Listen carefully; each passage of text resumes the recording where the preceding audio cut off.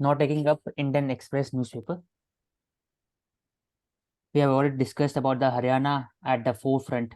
कहाँ कहाँ पे हरियाणा टॉप पे है और उनका क्या पॉलिसी है कि बाकी लोग, बाकी जो स्टेट्स है उनको अडॉप्ट कर सकते हैं, जैसे online transfer policy, e ticketing, women police station, etcetera.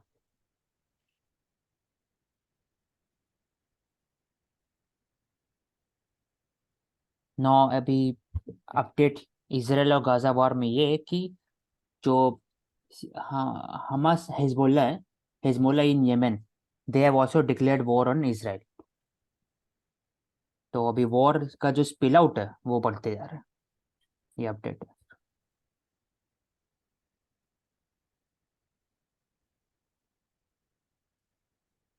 तो प्रवेश, एक क्वेश्चन है कि हिजबुल्ला और हमास में क्या फर्क है और कहाँ पे है दोनों? मैं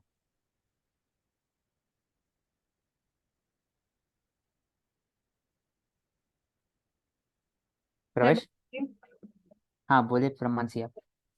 Hezbollah based in Lebanon and it hmm. is Islamic group and Hamas जो है it is based in Gaza Strip. हाँ, और इसमें ऐड करूंगा कि जो हिजबुल्ला और हमास है दोनों को ईरान सपोर्ट करता है, ईरान बैक्ड है, हम्म, रेबल्स है। और ह्यूदी रेबल्स, एक ह्यूदी है ना, वो कहाँ Houthi पर है? rebels, हाँ वो यमन में है। हाँ, येमेन में। तो ह्यूदी रेबल्स ने डिक्लेयर किया वॉर अभी, मतलब इसराइल के ऊपर में। हम्म। और दूसरा बात है कि अ, सबका डिफरेंस है, जैसे हमास जो है ना वो बेसिकली सुन्नी लेड है, और जो हिजबुल्ला है इट इज शिया लेड। तो एक छोटा इसका डिफरेंस है। ठीक है। और इवन अगर अब हूथी रेबल्स सपोर्ट करेंगे इस वॉर को तो कहीं ना कहीं इसमें अब पार्टिसिपेशन ऑफ सऊदी अरेबिया भी हो सकता है, क्योंकि यमन में हमने देखा था इट वाज ईरान वर्सेस हाँ, सऊदी अरेबिया। हाँ, हाँ, और Saudi is against the Houthi rebel basically, it hmm. Support the Yemeni government. हाँ तो वो फिर हो सकता है कि Saudi Arabia would supporting Israel, जो यूएस से चाहता था डायरेक्टली हो, बट इस वॉर के थ्रू वो शायद हो सकता है इनडायरेक्टली। हाँ। हम्म, तो टेक्टोनिक शिफ्ट होगा मिडिल ईस्ट में हम्म। आने से। कि प्रवेश, आप इसको ध्यान से देखिएगा। ये हमने ले लिया, पोल बॉन्ड्स को ले लिया, फिर president terminate, president terminate service of major with strategic forces unit for security breach. Hmm. तो ये है कि तो major terminal who was posted with the unit of strategic forces command after army investigated found he had compromised national security। तो strategic forces command क्या है? It is important. It is responsible for the operation and administrative control of the country's strategic and tactical nuclear asset। तो समझिए important है कि SFC। हम्म। और citing powers under Army Act 1950, the Constitution of India has a power given to the president to order the service to be terminated। तो ठीक है, उसके अंदर में हुआ है। Hmm. And major likely involvement in मतलब कि major was accused of activities such as leaking of classified information with unauthorized person and suspicious financial transaction espionage activities, इसलिए उनको टर्मिनेट किया। ठीक। तो पूरा आर्टिकल में ये इंपॉर्टेंट है, स्ट्रेटेजिक फोर्सेस कमांड। उसके बाद ये क्या हो सकता है प्रवेश, इस पे आप कमेंट करो कि nothing worse in this world than the silence of the audience. Again, this is the same rhetoric of freedom of speech and expression. So नहीं, इसका basically, एग्जाम्पल अगर मान लिया ये आया फॉर एग्जाम्पल, तो फिर कैसे इसको एग्जाम्पल जस्टिफाई करेंगे या अगेंस्ट में रहेंगे शॉर्ट में? हम्म। ऐसे हम और मानसी हमेशा लेते हैं कोर्ट को। हाँ तो तो पहले प्रवेश बोलते फिर मैं इसको इंटरप्रेट करूंगी। हाँ, short मगर में यही आ गया सिर्फ। I'm not going to read this topic. I am हाँ, just आर्टिकल लेना नहीं है इसमें, नहीं नहीं आर्टिकल नहीं, आपका टॉपिक, क्या हाँ, इसमें है? हाँ, अगर ये सपोज ऐसे टॉपिक आते तो आप इस पे हाँ, कैसे हाँ, उसी इंटरप्रेट की। करोगे? हाँ, तो इसमें सबसे मतलब अगर इसको पहले मैं जस्टिफाई करके देखो तो इसमें मैं यही बोलूंगा कि जो right to freedom of speech and expression है उसके ऊपर आपको हर्ट नहीं करना चाहिए। और जो सबको है, सबको फ्रीडम है, तो किसी की मतलब किसी को आपको चुप नहीं करना चाहिए बाय द अथॉरिटीज। तो that is the whole crux of this ठीक है, मैं यहाँ you पे know बोलती हूँ कि अगेन जो डायरेक्ट इंटरप्रिटेशन या फर्स्ट चीज सबके माइंड में आएगी वो यही आएगी जो अभी प्रवेश ने हाईलाइट करा कि साइलेंट रहना इम्पोर्टेंट नहीं है, मतलब साइलेंट नहीं रहना चाहिए, वो आपके फंडामेंटल राइट्स को भी वायलेट करता है। बट मैं इसको एक स्टेप और आगे लेके जाऊंगी, बोल के कि साइलेंस भी कुछ इंस्टेंसेस में साइलेंस भी इम्पोर्टेंट है। जैसे यहाँ पे हम एग्जाम्पल दे सकते हैं गौतम बुद्धा का, एक्सप्लेनिंग एंड सब्सटैंशिएटिंग की साइलेंस भी इम्पोर्टेंट है। साइलेंस के थ्रू भी आप जो कहना चाहते हो that can be said. And कुछ ऐसे ठीक है, प्रोटेस्ट का भी आई वुड वो बी। जी आप क्या बोलेंगे? मैं ऐड करूंगा, मतलब डिफरेंट इंटरप्रिटेशन लूंगा इसका। कि पहली बात है कि ऑडियंस कौन है यहाँ पर। तो मैं एग्जांपल लूंगा कि ऑडियंस वर्ल्ड है फॉर एग्जांपल। तो silence of the world regarding the climate change वो दिखाता है कि कैसे हम लोग जो सामने वाले आने वाले जो एक प्रॉब्लम है उसको हम लोग चुप रख के सोचते हैं कि खत्म हो जाएगा, लेकिन होता नहीं है खत्म। तो क्लाइमेट चेंज हो गया। दूसरा कि फूड हंगर, उससे रिलेटेड जो भी प्रॉब्लम ले सकते हैं। ठीक और है। दूसरा ऑडियंस हम एग्जांपल ले सकते हैं प्रवेश का, कि फ्रीडम ऑफ एक्सप्रेशन वाला। तीसरा ऑडियंस ले सकते हैं जो मानसी ने ऐड किया कि जो हमें साइलेंस करना चाहिए to know more about our self and the world, जो गौतम बुद्धा कहते हैं या उपनिषद कहते हैं। तो I think individual 3 level. Interpretation हो सकते हैं इसका। एक लार्जर इंटरनेशनल पर्सपेक्टिव से इंडिविजुअलिटी हो गया, और स्मॉल पर्सपेक्टिव से तो सुप्रीम कोर्ट का भी साइलेंस हो सकता है इसमें। तो ऑडियंस डिपेंड करते हैं, ऑडियंस पर ही हम लोग इंटरप्रेट कर सकते हैं सोसाइटी इंटरप्रेट। का with regard to the women empowerment. फिर मैल न्यूट्रिशन अमंग द बच्चा का, अमंग द स्टूडेंट्स, इसका साइलेंस मतलब शांत रहना। या पेरेंट्स का कि कोई भी रेप केसेस होता है देश भर में या फिर कुछ भी होता है, तो उसमें पेरेंट्स का भी एक साइलेंस होता है बच्चों का शुरू से। तो उसका बिहेवियर पैटर्न पे अफेक्ट होता है।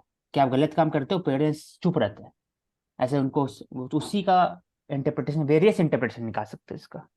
Nothing worse in this world. Silence भी कैसे डेंजरस हो सकता है, जैसे हम बात कर सकते हैं हाँ, मेंटल हेल्थ के अराउंड कि बीइंग साइलेंट और हाँ। सोशल स्टिग्मा से एसोसिएट कर देते हैं, या इवन ड्रग्स एडिक्शन के हम्म ऊपर भी हम्म बात कर सकते हैं। हम्म। फिर अभी रिसेंट एग्जांपल लिया तो गाजा और इसराइल का वॉर का ले सकते हैं। उसमें भी साइलेंस है फ्रॉम द यूएन, और जो मेजर जो इंस्टीट्यूशन है वर्ल्ड में, तो वो भी ऑडियंस है ना एक तरह से। हम्म। No, this was a really enriching discussion of the essay regarding this topic. Thank you, Joshik. नहीं, मैं बता रहा हूँ ना, हर बार लेता हूँ, मतलब आप उसमें नहीं थे ना जब उसमें, तो उसमें 3-4 कोट था ऐसा। तो we were just making our own interpretation, क्योंकि कुछ भी पूछ सकते हैं ना, इसलिए तो आप वाइड हो सकते हैं उसमें एक एक चीज। उसके बाद regarding the Kerala rising, the state known for progressive policy, so we can take up the important welfare schemes and initiative that has been taken by the Kerala government. तो first of all, India's first digital university. तो हम example ले सकते हैं first skill university कहाँ पे, हरियाणा में। तो फर्स्ट डिजिटल यूनिवर्सिटी केरला में। ग्राफीन सेंटर भी यहाँ पर है। वाटर मेट्रो, तो वाटर मेट्रो सर्च करना पड़ेगा क्या, ये हाँ, मानसी पता है आपको? नहीं पता नहीं है कैसे मतलब वर्क देखना, कर टेक्नोलॉजी। वाटर मेट्रो हो गया, फर्स्ट है इंडिया में। उसके बाद फिर बाकी तो यूनिक नहीं दिख रहा। हाँ, KFO है, मतलब इंडिया में पहला स्टेट है जिसका फाइबर ऑप्टिक्स है, अपना कंपनी है। जैसे फॉर एग्जांपल अभी एयरटेल का घर पे आता होगा, तो मेरा तो एयरटेल का है, किसी का BSNL का हो सकता है या जियो का हो सकता है। तो केरला के पास अपना एक कंपनी है, KFO है, दैट गिव्स हो every home internet and helps the government work smoothly. तो उनका ई सर्विस, ऑनलाइन सर्विसेज है, they are connected with the KFO। तो it is a state based fibre optics company. तो एक important thing है। और इसमें और दो चीजें हो रही है कि केरला होस्ट करता है लार्जेस्ट अर्बन पॉपुलेशन की परसेंटेज इंडिया में, और सबसे ज्यादा वेजेस के जो रेट हैं वो भी इंडस्ट्रियल में और नॉन एग्रीकल्चर में केरला के वर्कर्स के हैं। हाँ।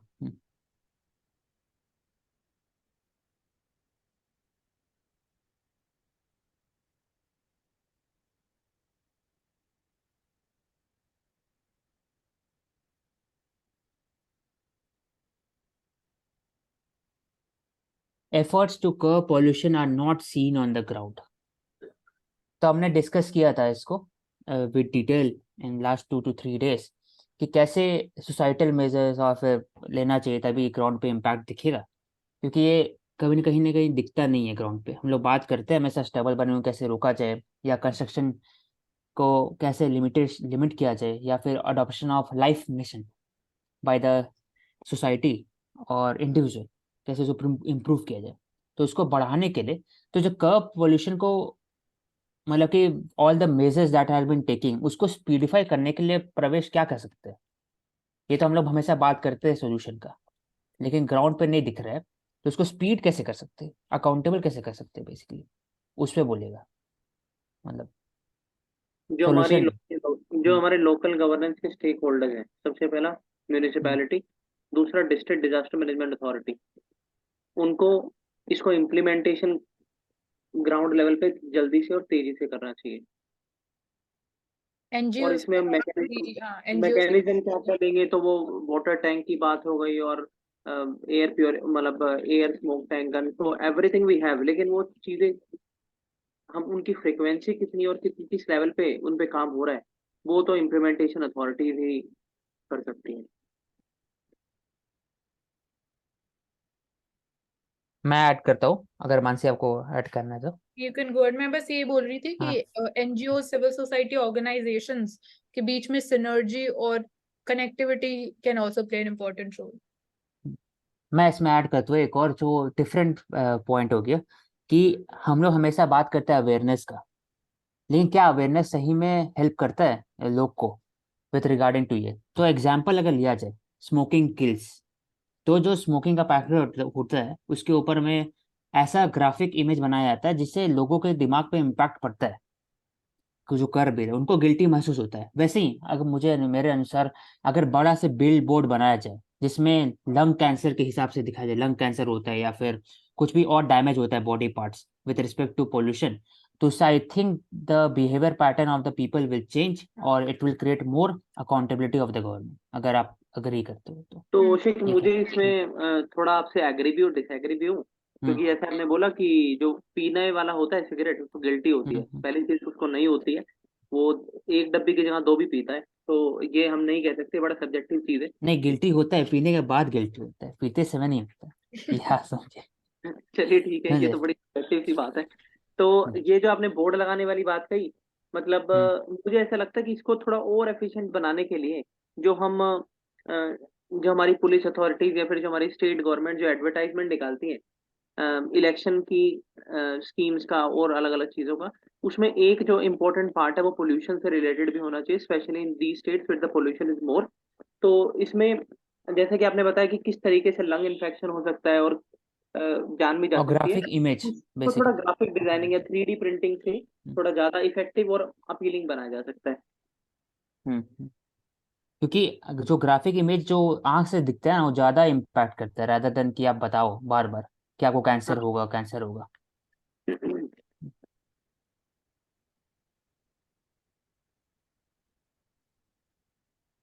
तो ये देखा गया, कल ही का न्यूज़ है, scuffle between the retired IAS officer and couple over taking dog in the lift. तो इसमें मुझे इसमें क्वेश्चन ये है कि हमें देखा जाता है कि रेबीज का इन्फेक्शन बढ़ते जाता है, और जो डॉग से रिलेटेड जो इशू है सोसाइटी के अंदर में, वो एक तरह से दरारें पैदा भी करता है in the society, specially in Noida. Noida का एग्जांपल ज़्यादा आता है। तो इसका सोल्यूशन क्या होना चाहिए अगर को बोलना है तो?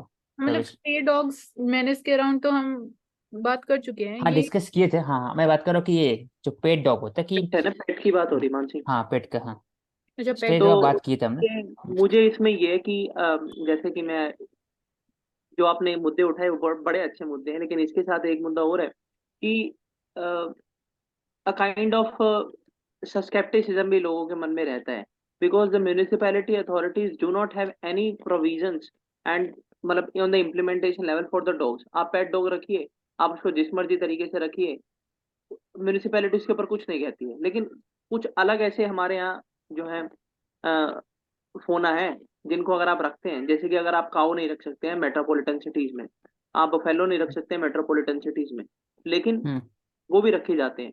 उनका तो बल्कि आपके लिवलीहुड पे बहुत ज्यादा इंप्रूवमेंट भी होती है, आपकी लिवलीहुड अगर आप वो रखते हम्म हो। लेकिन जब हम्म म्यूनिसिपैलिटी का ड्यूअल स्टैंडर्ड रहता है, मतलब ये ड्यूअल स्टैंडर्ड थोड़ा हटना चाहिए।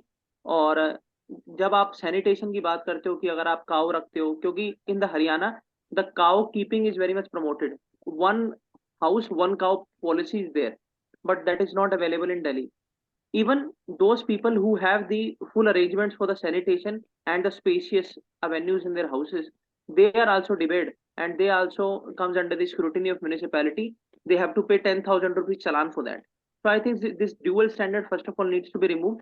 Number two, the pet dogs, as far as concerned, there should be proper responsibilities of their owners at the time, any sort of incidents comes where they, you know some mishappening has done, मतलब किसी को काट लिया या फिर, तो उसके ये सारी चीजें, मतलब मुझे ऐसा लगता है कि थोड़ा इस पे एक ड्यूअल स्टैंडर्ड से हटने की जरूरत है।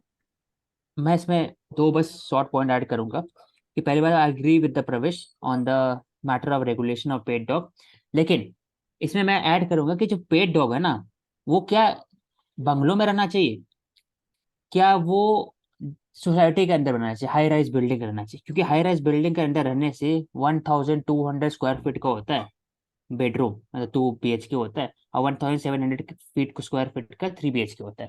तो वहां पेट डॉग रखने से जो पेट डॉग का जो एंजाइटी होता है वो बढ़ जाता है, उसके कारण ये सब केसेस आता है। और दूसरा बात है कि पेट डॉग का जो कितना बड़ा है, कितना केजी है, वो भी रेगुलेट करना चाहिए कि छोटा पेट डॉग ही रख सकते हैं, जो बड़ा बुलडॉग हो गया या फिर रॉटवीलर हो गया, ये सब नहीं रख सकते आप सोसाइटी के अंदर में। आपको रखना है तो आप बंगलो चूज करिए या फिर डुप्ले चूज करिए।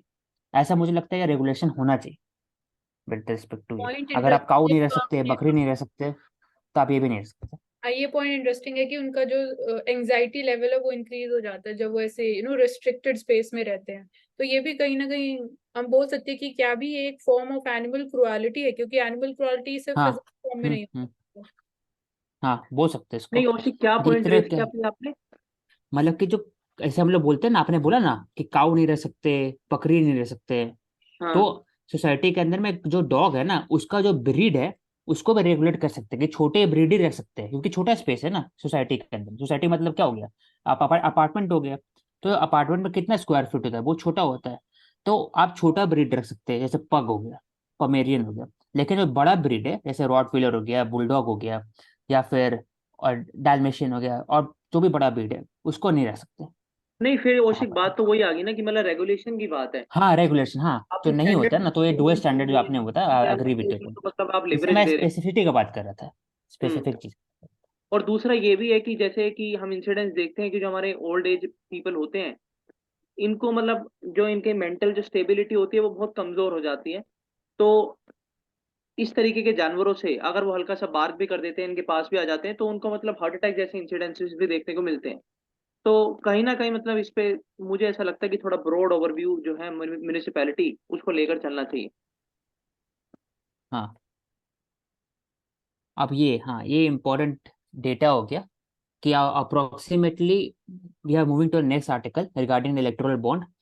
This is important data. Approximately 9,200 crore rupees were sold via bond between 2017 and 2022.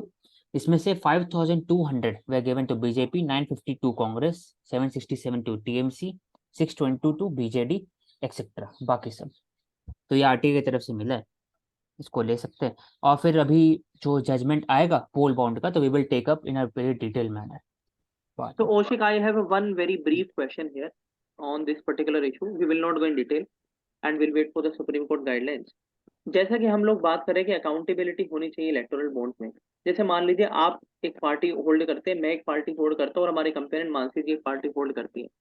आपको अगर कोई कॉर्पोरेट पैसा दे रहा है, मान लीजिए आपकी गवर्नमेंट है, आपको कोई ज्यादा पैसा मिल रहा है, अगर आप मुझे ये बता देते हैं कि आप फलाना फलाना कंपनियों ने आपको इतना इतना अमाउंट दिया है, और आप उसको लाइमलाइट में ला देते हैं, मान लीजिए कि मेरी गवर्नमेंट या मानसी जी की गवर्नमेंट बन जाती है कोलिशन से, तो हम दोनों उन कॉर्पोरेट्स को प्रेशराइज भी तो कर सकते हैं कि आपने उस पार्टी को इतना पैसा दिया था, हमें अब भी मैं आप उतना आपसे दें। इसमें डिसएग्री करता हूँ कि जिसका सरकार होता है ना, उसको मैक्सिमम मिलता है हर बार इलेक्टोरल बॉन्ड में। वर्ल्ड में ऐसे ही होता है हर जगह, क्योंकि नहीं वो उनको मैं एक आपसे तरह से डिसएग्री अपना कर रहा हूँ पॉलिसी को कि इम्प्लीमेंट कराना पड़ता है, और फिर लॉबी करना पड़ता है। तो ये this is basically a legal lobbying. तो नहीं नहीं, वो जो मैं आपकी सरकार बात अगर से एग्री आपकी कर रहा हूँ। बनेगी तो आपको मिलेगा फिर। नहीं, मान लीजिए कि मेरी सरकार और मानसी जी की सरकार कोलिशन से बन जाती है, हम कहते हैं हाँ, कि तो आपको आपने मिलेगा फिर, आपने जो आप है लोग उस दोनों को मिलेगा पार्टी को फिर। इतना पैसा दिया था, मैं इंडिविजुअल कॉर्पोरेट्स के पास जाके उनको बोल रहा हूँ आपने उनको इतना पैसा दिया था, मुझे इससे डबल चाहिए, तो प्रेशराइज सिचुएशन भी तो बनने के चांस है। हाँ लेकिन तो फिर आप मत दीजिए, जब दे ही रहे हैं तो आपको सबको पता होना चाहिए, पब्लिक को, कि किसको कितना दे रहे हैं आप, तो मत दीजिए। क्योंकि पॉलिटिकल पार्टीज, अब जो रूलिंग पार्टी है उसको तो ऑलरेडी पता है ना कि हमें कितनी फंडिंग रिसीव हुई है और किससे हाँ, रिसीव हुई है, वो और तो एक तरह से सबको पता रहता है इंटरनल अबाउट कौन किसको दैट। पैसा कितना देता है, खाली हम ही लोग को नहीं पता रहता है जो नॉर्मल पब्लिक है, बाकी सबको पता रहता है। और से कह रहे खाली हमें नहीं पता रहता है, हम बाकी सबको पता रहता है। ठीक है, हाँ, बाकी तो इसको हम ले आगे लेके कर सकते हैं, हम्म, ऑब्जेक्टिविटी। हाँ वो आगे जब आएगा जजमेंट तो फिर इसको डिटेल में लेंगे, स्पेसिफिक सब डेटा और एक्ट के साथ ले लेंगे। और हाँ ये ले सकते हैं, एक्सीडेंट रोड का ले सकते। एक्सीडेंट। अब क्या हुआ? नहीं, मैं ये कह रहा हूँ रोड एक्सीडेंट वाला मैटर ले सकते हाँ हैं। भाई, हाँ ये ले लेते, road accident up by 12% to 4.6 lakh from last year. मतलब number of road accident in India went up by 12% to over 4.6 lakh, तो 4.6 लाख हो चुका है according to the report by ministry of road transport and highway, and which claimed around 1,68,000 lives. और औषध इसमें ये भी है कि हर एक घंटे में हमारे यहाँ 19 लोगों की डेथ हो जाती है। सूर्य। अ, तो ये बड़ा कंसर्न बन जाता है पॉलिसी तो मेकर्स के लिए। रोड एक्सीडेंट का हमने बात किया था कि क्या होना चाहिए रोड एक्सीडेंट में, लेकिन मैं बात करूंगा इसमें कि जो अधिकतर रोड एक्सीडेंट है वो कहाँ पे होता है, उसका डेटा मैं देख रहा हूँ कि 4.151 took place on the national highway, expressway 1 lakh, and remaining 2 lakh, state highway and remaining road 2 lakh. तो it we can say that national highway और एक्सप्रेस वे जो इतना अच्छा रोड रहता है, पॉट होल भी अधिकतर चांसेस है कि नहीं रहता है, वहां पर सबसे ज्यादा एक्सीडेंट हो रहा है रादर देन की जो सिटी साइड रोडवे या रूरल साइड रोडवे में। दो तो ये इम्पोर्टेंट एस यहाँ हाँ, सजेस्ट करूंगी कि स्पीड रेगुलेशन के लिए स्पीड कैमरास इंस्टॉल किए जाने चाहिए नेशनल हाईवेज, एक्सप्रेसवेज पे, क्योंकि उसी तरीके से हम इफेक्टिवली और जल्दी भी स्पीड को रेगुलेट कर सकते हैं। And secondly I would say installation of street lights, क्योंकि रात के टाइम में देखे जाते हैं एक्सीडेंट्स रात को ज्यादा होते हैं विंटर्स में during the foggy conditions, but street lights के अगर प्रॉपर डिप्लॉयमेंट रहेगा तो that would also help in reducing these तो number of। मुझे यहाँ पे 3-4 चीजें बोलनी है कि मतलब हमें पहले तो ये देखना पड़ेगा कि क्या सिर्फ कुछ ही कारणों से होता है, मतलब प्रॉपर फेंसिंग करने की जरूरत है हाईवेज पे। और जैसे कि हमारे जो मिनिस्टर हैं ऑफ रोड ट्रांसपोर्ट हाईवे, उन्होंने बेम्बू से फेंसिंग करवानी शुरू कर दी है, तो that is a eco friendly step, जिसमें हमारा स्टील और जो आयरन है उसकी जो खपत है वो बच रही है। तो बैम्बू फेंसिंग की तरफ बढ़ सकते हैं। दूसरा हम, क्योंकि उसका कारण ये है कि मतलब कभी जानवर आ जाते हैं किसी गांव से, कभी लोग आ जाते हैं, तो एकदम से इमरजेंसी ब्रेक की सिचुएशन में लगानी पड़ती है, जिसकी वजह से जो है मतलब एक्सीडेंट देखे जाते हैं। दूसरा ये कि अ, जो ड्रंक करके गाड़ी चलाई जाती है उसका भी जो प्रॉपर हमारी ट्रैफिक और पुलिस अथॉरिटी है उसको चेक लगाने चाहिए। और जो कि हमारे टोल्स हैं वहां पर ये हम प्रोविजन कर सकते हैं कि आपका मिड हाईवे आपका टेस्ट होगा कि आपने मतलब आप ड्रंक है नहीं है। और इसके अलावा हम ये काम कर सकते हैं कि जो हाईवे अथॉरिटीज के साथ हम जो पैरामेडिकल स्टाफ है उसकी हम प्रोविजनिंग कर सकते हैं हाईवेज पर। कुछ ऐसे प्राइमरी हेल्थ केयर सेंटर बना सकते हैं ताकि अगर एक्सीडेंट होता भी है तो वो डेथ में रिजल्ट ना हो, उसको अर्ली कैजुअलिटी में लेकर जाया जाए और उसको ट्रीटमेंट देके उसको ठीक किया जाए, रादर की मतलब वो सड़क पर एक्सीडेंट होने के बाद मरी जाते हैं। तो ये कुछ स्टेप है। मैं इसमें ऐड करूंगा 2-3 एरियाज। पहला कि लोग को अधिकतर पता ही नहीं है कि लेन चेंज कब करना है और लेन का स्पीड मैक्सिमम लिमिट क्या है। तो आई थिंक जो मानसी ने बोला कैमरा, तो आई थिंक लेन कैमरा भी आना चाहिए, जिससे आपका लेन का अकॉर्डिंगली रोड का स्पीड होना चाहिए। क्योंकि अधिकतर देखा गया है कि आप नेशनल हाईवे में भी आप बाइक इस्तेमाल करते हो और आप एकदम हाई स्पीड लेन में भी चलाते हो, जो बाइक को यूज करने ही नहीं, पहली बात उसको आपको साइड में चलाना होता है। तो एक ये इशू है। दूसरा कि जो दो लेन है, जैसे एक राइट और लेफ्ट हो गया आने जाने का, तो बीच में जो एरिया होता है वहां प्लांटेशन करना चाहिए ताकि जो लाइट होता है वो इंटरफेयर नहीं करे आँख के साथ। वो एग्जाम्पल हो गया। मतलब और डिवाइडर बोले।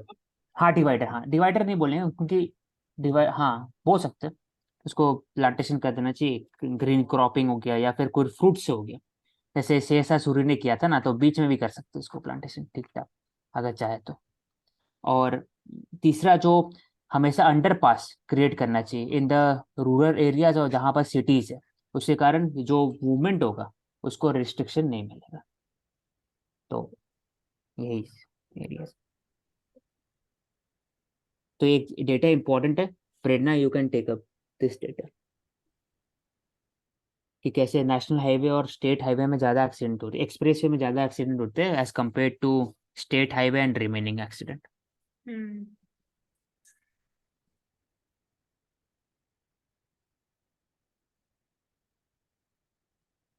We have already taken off doctor to get unique ID in National Medical Register by end of 2024.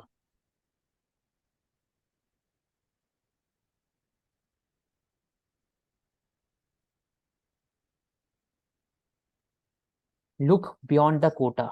Issues framed by Maratha agitation required expanding opportunity economic pie, not increasing reservation.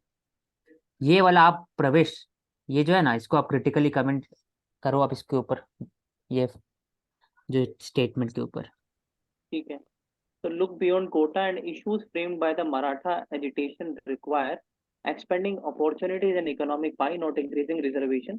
So basically, the statement wants to say that rather than providing reservation as an solely tool to bring the backward classes among the mainstream section, we should focus on providing them various capacity development opportunities and increasing their economic strength via providing them employment opportunities, skill development, and also creating avenues for the entrepreneurship so that they can become the job giver rather than job seeker. So this is what I can say. And this Mansi problem आपको is add not करो। this problem is not specific for the Maharashtra. It is also seen in Haryana when we have the Jats community, which is considered as a very economical dominant community, is demanding reservation, and the Patidar community in the Gujarat on the similar terms. So these are the concerns of various geographical extension across India. अच्छा, बस हाँ, मैं इसमें add करूंगा कि हाँ, हाँ कि जो अगेन बोले मानसी। अगर डिमांड फॉर रिजर्वेशन और रिजर्वेशन के अराउंड अगर प्रोटेस्ट इंक्रीज होते हुए हमें दिखाई देते हैं, तो भी कहीं ना कहीं एक इंडिकेटर है which shows the state of unemployment level in India. और इसमें मैं ऐड करूंगा कि Maharashtra government has already come up with the solution that is 2018 Maharashtra State Reservation for Socially Educationally Backward Classes Act, which provided reservation to the Maratha community, but it was struck down by Supreme Court in 2021 on the basis of not breaching of 50% ceiling as prescribed during the Indira Suwani case. तो वो एक area हो गया। उसके बाद फिर justice Gaikwad commission provided data that educationally and economic backwardness of the Maratha proves that Maratha is not socially and educationally backward. मतलब वो गरीब है, लेकिन यहाँ बात हो रहा है कि सोशल एंड एजुकेशनली बैकवर्ड। तो आपका सिर्फ गरीबी का इकोनॉमिकली कंडीशन नहीं है, इसका सोशली होना चाहिए और एजुकेशनली बैकवर्ड होना चाहिए। तो ये इंपॉर्टेंट कंडीशन ना 50% वाला हो गया। इसका मीनिंग क्या होता है? इकोनॉमिक मतलब कि आप सिर्फ बैकवर्ड है, पुअर है। सोशल एजुकेशन मतलब आप पढ़े लिखे हैं, आप रईस भी है, लेकिन आपका जो कम्युनिटी है उनका रेपुटेशन वेल नहीं है हायर ब्यूरोक्रेसी में या पॉलिटिक्स में या जज में या सिविल सर्विस में या बाकी कॉर्पोरेटेशन में। तो वो होता है And socially not and even that, the education. social and educationally backward simply means that the society is not giving you the equal opportunities to stand हाँ। with them. हम्म। मतलब वी कैन तो से देयर इज नो इसलिए equitable distribution of resources नहीं हो रहा है। तो we can move forward with the next article. In the interest of all, Israel must pay heed to the UN call for ceasefire. तो Israel का इसमें रहा है, मैं इसमें एक छोटा सा एक्सप्लेन कर देता हूँ, मतलब प्रवेश चाहते तो, कि इसराइल का मकसद ये है कि वो हमास को खत्म करते सिंपली, ताकि वापस से अटैक नहीं हो उनके ऊपर हो अगला नेक्स्ट 50 ईयर्स। पैलेस्टीन का है कि मैक्सिमाइजेशन हो उनका जो इशू है अक्रॉस द वर्ल्ड, ये उनका मकसद है। पूरे दुनिया का है कि कैसे सीज फायर हो और आपस में एक सोल्यूशन निकले। तो तो आई थिंक जो तीनों चीजें ना वो नहीं हो पा रहा अगर देखा जाए क्या ग्राउंड पे हो तो। सकता है उशिका आपके हिसाब से? मेरे हिसाब से हमस का मतलब एलिमिनेशन होना बहुत इंपॉर्टेंट है टुवर्ड्स द पीस पीस। नहीं होगा या नहीं होगा, मैं तो ये वो तो पूछ रहा हूँ। वो तो होगा। ठीक। इसका कॉस्ट कितना हो डिपेंड करता है, कॉस्ट कितना होगा पैलेस्टीनियन लाइफ्स पर, तो वो तो डिपेंड करता है कि क्या होने वाला है अगला 1 साल या 6 मंथ में, लेकिन होगा जरूर। ठीक। क्योंकि जो आप गौर करेंगे, it is not only about 1300 people killed in Israel. आप हम्म। सोचिए कि 1300 बाई 90 लाख, उसका जो रेशियो अगर आप इंटू करेंगे इंडिया से, 1 करोड़ हो गया, तो इंडिया में 120, 140 करोड़ लोग हैं, तो 140 मल्टीप्लाई कर दीजिए 1300 को, तो अप्रोक्सीमेटली 1,30,000 या 1,70,000 people have been killed by the terrorist. अगर इंडिया में ऐसा होता तो इसका जो बात होता, इसका जो मेजर किया जाता वो डिसप्रोपोर्शनेट होता इंडिया की तरफ से भी, जब हमने सिर्फ 26/11 में 350 लोग मरे थे, अगर ऐसा देखा जाए ठीक। तो हमने एक रिस्ट्रेंट दिखाया 26/11 के बाद। तो आप इसराइल को भी नहीं बोल सकते कि आप इसराइल को शांत रखना है, आप ये बोल सकते हैं कि कैसे सोल्यूशन निकले। तो आई थिंक जो मेजर कम्युनिटी, जो दुनिया में जो मेजर वीटो पावर है, उनका रिस्पॉन्सिबिलिटी है, जो अभी है दिखता नहीं है सामने में। तो इसलिए अभी सोल्यूशन तो नहीं निकलेगा अगले ओके, छह सो द महीने Israel's hard power is only gonna eliminate the Hamas, you are Hamas. Saying? हाँ। और पैलेस्टीन और हमस के बीच और में आने वाले समय में जो डीप रूट डिवीजन है ना, वो बढ़ेगा। जेविस और एक मुस्लिम कम्युनिटीज हो गया अक्रॉस द वर्ल्ड, और hmm, Muslim communities and native communities in Europe, क्योंकि उनका सपोर्ट रहता है एक तरह से पैलेस्टीन कॉज पर। लीडरशिप के अराउंड जो कंसर्न्स है वो हम्म। पैलेस्टीन और हमस के बीच में भी एग्जिस्ट करते, तो ऑब्वियसली वो और इतना दूसरा नहीं आ कि सिर्फ पैलेस्टीन का कॉज नहीं है, it is also cause a religious tone भी इसमें है, एक हम्म, तरह से जो हिस्टोरिकल टोन है फ्रॉम 6th सेंचुरी, वो भी एक इशू है। तो आई think the conflict will be renewed between the communities और बाकी वर्ल्ड में लॉन्ग टर्म चलेगा ये, I think मतलब that सॉल्यूशन नहीं है religious उसके tone लिए। is the only ardent, reason of this rigid stand by both the क्योंकि stakeholders. ऑब्वियस से बात है, क्योंकि आप देखोगे, मैं ये बोलते आगे बढ़ता हूँ फिर, कि इंडिया और पाकिस्तान के बीच में कितना लड़ाइयाँ हुई, सही बात है 4 बार हुआ, लेकिन पाकिस्तान ने कभी पासपोर्ट में ऐसा नहीं लिखा कि this passport is not for India, it is only for other world, other countries in the world, ऐसा तो कभी नहीं था। लेकिन हाँ। पाकिस्तान जब बना 1946-7 में, उसके बाद से पासपोर्ट में लिखा हुआ है this is not for Israel, it is only for other countries, पता ना बियॉन्ड। तो क्या दिखाते हैं कि इसराइल से उनका लड़ाई भी नहीं हुआ है, इसराइल से दुश्मनी भी नहीं है, उनका कोई लैंड भी नहीं छीना गया एज कम्पेयर टू इंडिया, अगर देखा जाए उनके हिसाब से, तब भी उनका एक एक लड़ाई है। तो it is not only basis of Palestine, it is basis of religious overtone, वो भी है एक कंडीशन। इसके कारण, इसी कारण उनका जो कॉन्फ्लिक्ट है ना वो बढ़ेगा लॉन्ग टर्म में। और इसमें इंडिया का रोल है कि आप ज्यादा से ज्यादा मंकी बैलेंसिंग करें और एक तरह से कॉशियस अप्रोच अपनाएं, ताकि आपके ऊपर नहीं गिरे लॉन्ग So टर्म I में। think the discrimination policy is majorly played by the Arab world rather than the Israel, ये if this is अब happening. डिपेंड करता है सबका इंटरप्रिटेशन पर, आपको ही जाने, हमें क्या बेसिकली। ठीक है। Yeah.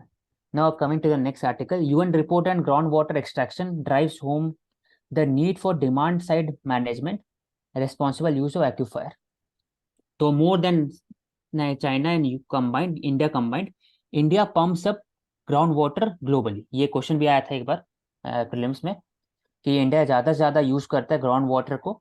According to the CGWB central ground water board, about 70% of water used in the country is from groundwater sources. तो ग्राउंड वाटर का यूसेज है सबसे ज्यादा एग्रीकल्चर में, approximately 70-80%, 10% is in industries, and उसके बाद जो 10% है वो होम होम हाउस होल्ड है। तो ये एक डेटा हो गया। और UN report shows that 78% of the wells in the states are overexploited. There is a link between the power subsidy and falling water table in states like Punjab और बाकी सब जगह रीजन, जैसे मराठवाड़ा हो गया महाराष्ट्र में, और काठियावाड़ हो गया कच्छ में, कच्छ वहां पर।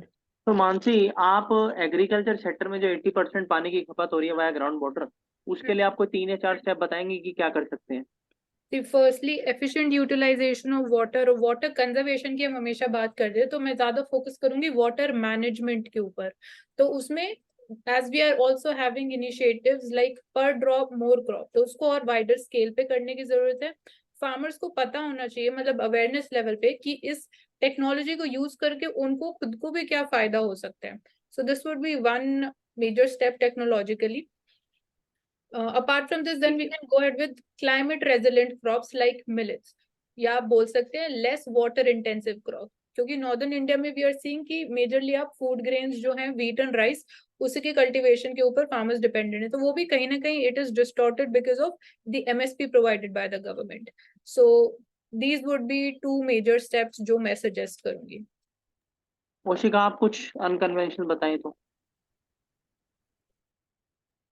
इसमें मतलब मैं वाटर प्रोडक्टिविटी जो हमेशा हम लोग लेते हैं उस पर बात करना जरूरी है, क्योंकि यहाँ लिखा हुआ है इन 2016 मिहिर सार committee he had argued that little understanding of river system and their interconnection with the health of catchment areas और ग्राउंड वाटर.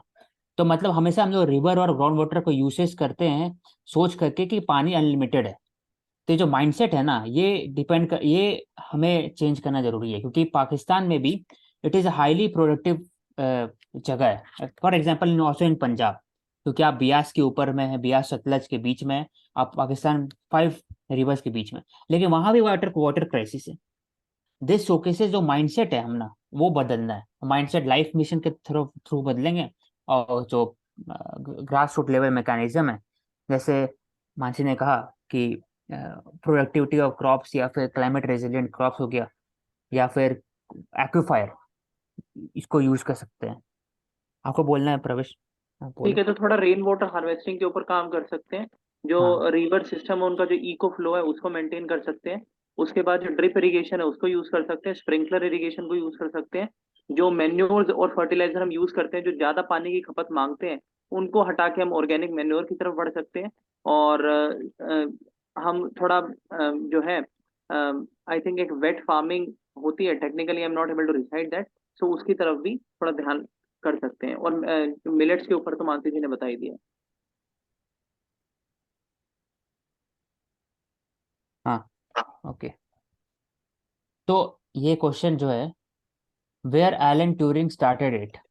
तो बेसिकली फादर ऑफ एआई बोला जाता है एलन ट्यूरिंग को, कि he had laid down the procedure, और उन्होंने बनाया था फॉर द एनिग्मा कोड होता है जो जर्मन यूज करते थे वर्ल्ड वॉर 2 के समय में, to give certain information to its own troops. तो उसको ब्रेक किया था एलन ट्यूरिंग ने. तो वहां से एआई का कॉन्सेप्ट स्टार्ट हुआ था, तो आज एआई है.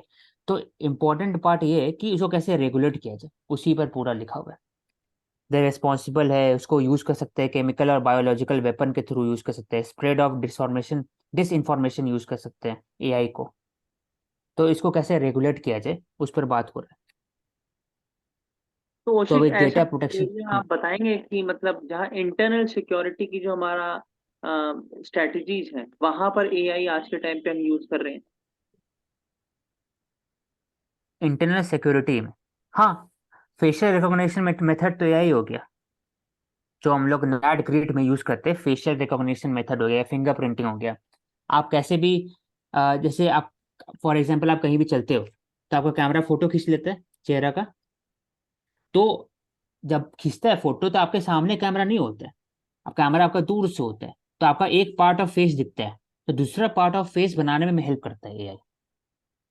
समझ रहे हो? ठीक तो है. फेशियल रिकॉग्निशन हो गया, या फिर तो वॉइस बॉर्डर रिकॉग्निशन फेंसिंग हो में गया, कुछ हैंडराइटिंग इसका. रिकॉग्निशन हो गया. ऐसा में यूज ठीक करते हैं इंटरनेट सिक्योरिटी में. ठीक है, तो बॉर्डर फेंसिंग में क्या हम इसे यूज कर सकते हैं या फिर किस तरीके से यूज कर सकते हैं? हर चीज में इसको यूज कर सकते हैं. मतलब एआई बेसिकली है क्या, मतलब कि वो हेल्प करता है आइडेंटिफिकेशन के लिए. आइडेंटिफिकेशन के ज़्यादा यूज कर सकते हैं. फॉर एग्जांपल आप लेजर टेक्नोलॉजी, जो बॉर्डर कंप्रिहेंसिव बॉर्डर मैनेजमेंट जो है इन द बीएसएफ बीएसएफ के पास है, इन पाकिस्तान इंडो बॉर्डर, वहां पर, तो वहां यूज कर सकते हैं बॉर्डर कि सिक्योरिटी में एक पॉइंट मैं हाँ. और रेज करूंगी